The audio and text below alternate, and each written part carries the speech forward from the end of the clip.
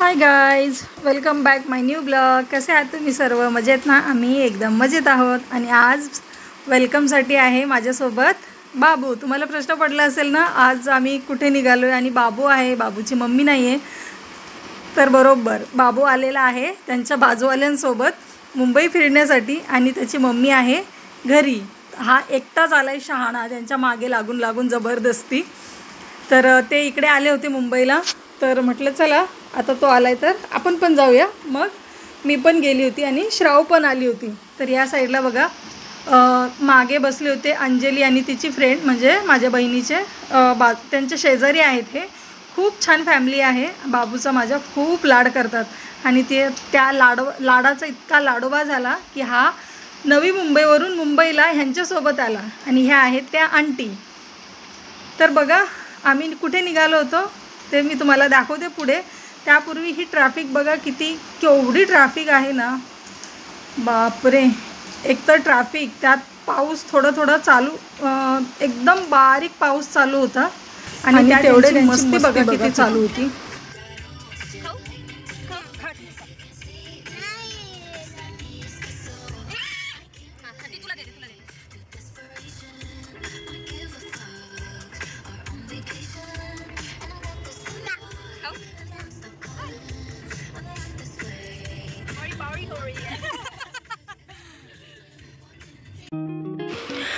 मस्त धमाल मस्ती मजा करत करत आणि छान गाणी ऐकत ऐकत या सुंदर वातावरणाचा आनंद घेत. वातावरण बघा किती छान आहे ना,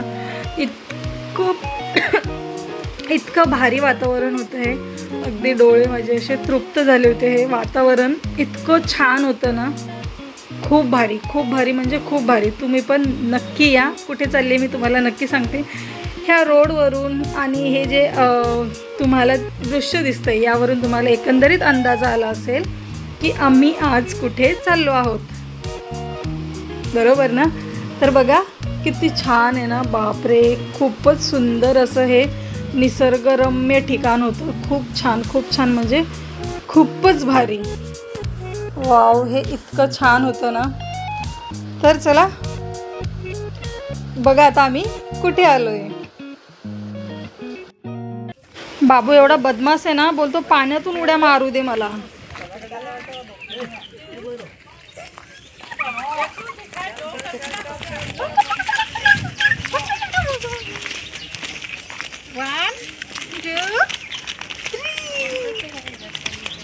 तर बघा फायनली आम्ही पोहोचलो आहोत पॅगोड्याला. Elephant, wow. कुठे आलो आपण? पॅगोडा. Hi guys.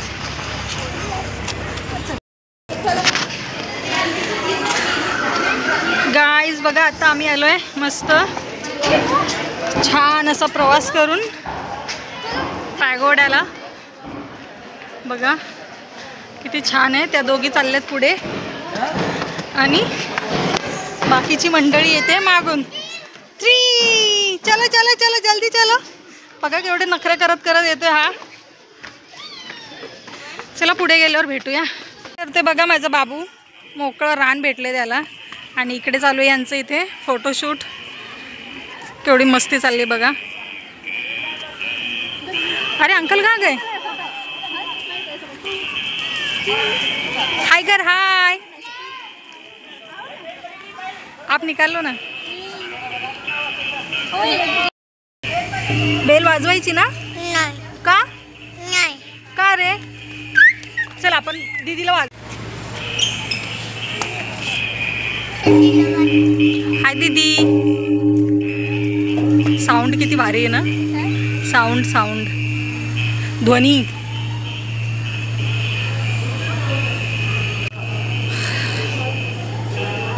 बघा इथे दोघे जोडी मिळून मस्त बेल वाजवतात आणि याचा आवाज इतका कानाला इतका छान वाटतो ना. जा बाबू, जा बेबी, बेल वाजव. आंटीकडे जा. आणि हा एवढा घाबरलाय ना, त्याला अजिबात नको वाटतं बेल वाजवायला. जा बाबा वाटतात. जातो जा वाजव. नाही ना, जा. बघा गाईज आम्ही आलोय पॅगोड्याच्या इथे वरती आहे डोम. सगळी लोक बघा, खूप थकली मी ह्याला उचलून चिंटूकला. किती भारी वाटते बघा. जा आंटी सोबत फोटो काढ बेबी. चला चला चला चला.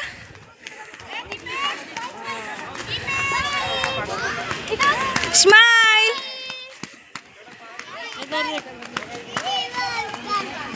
एलिफंट.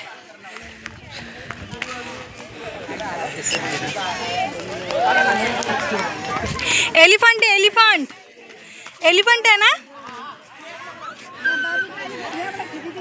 बघा खालचं दृश्य किती छान दिसतंय.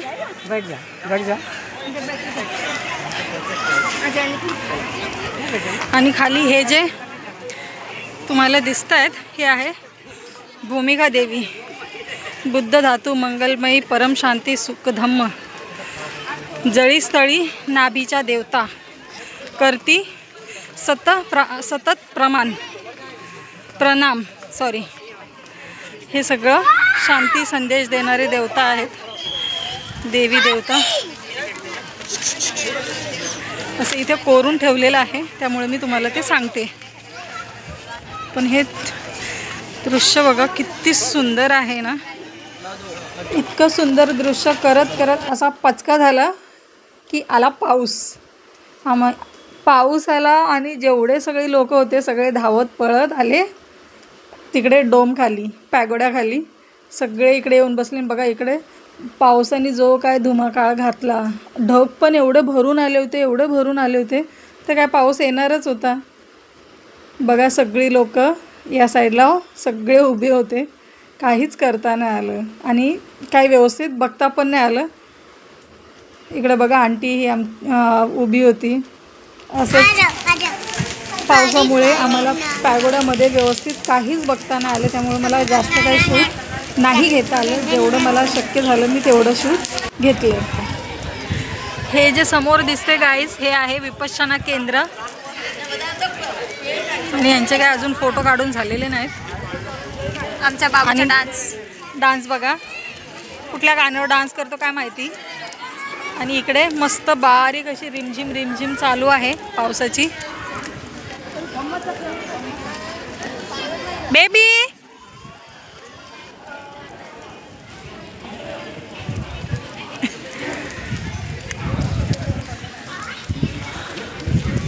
बघा किती सुंदर असं दृश्य आहे हे.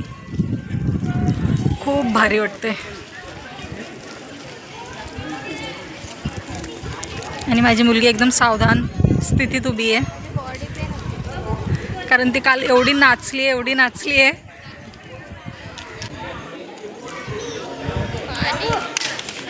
बेबी. आणि या ठिकाणी जास्वंदीची इतकी फुलं लागली होती ह्या जास्वंदीला. बापरे, एका झाडाला नाही काय म्हटलं तरी 50-60 फुलांच्या आसपास फुलं होती. एवढी फुलं होती. आता इथे खूप सारे चेंजेस केले त्यांनी. पहिले एवढं सगळं नव्हतं.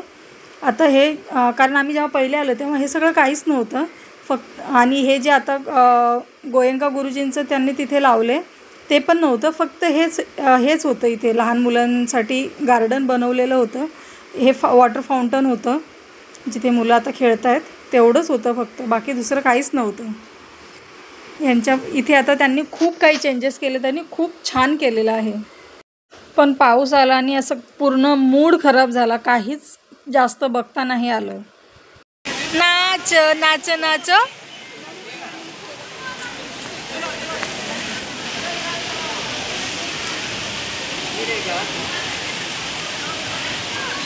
किती मस्ती बघा याची. पाऊस खाली, पाणी पूर्ण पाणी झालंय. आणि हा पोरगा मस्ती करणं काय बंद करत नाहीये. स्वतःची आई मस्त घरी आहे. जा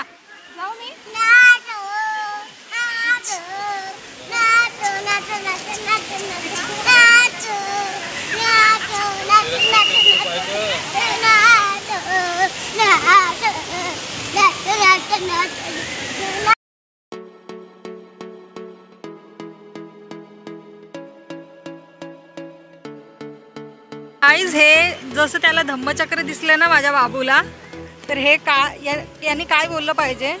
हा बोलतो मम्मा ते बघ नांदन नांदन. किती हुशार आहे ना बाळ माझं. इथून गेलो आम्ही पॅगोड्याच्या आतमध्ये, जिथे जे अशोक चक्र तुम्हाला वरती दिसते गोल्डन कलरचं, तिथे ठेवलेले आहेत बुद्धांच्या अस्थी. आणि तिथून आम्ही बाहेर आलो. बाहेर होता काय होतं दाखवते. जसं बाबूनी मोराला बघितलं डायरेक्ट तो गाणं गायला लागला. नाच रे मोरा आंब्याच्या वनात नाच रे मोरा नाच. एवढी मस्ती करत होता ना.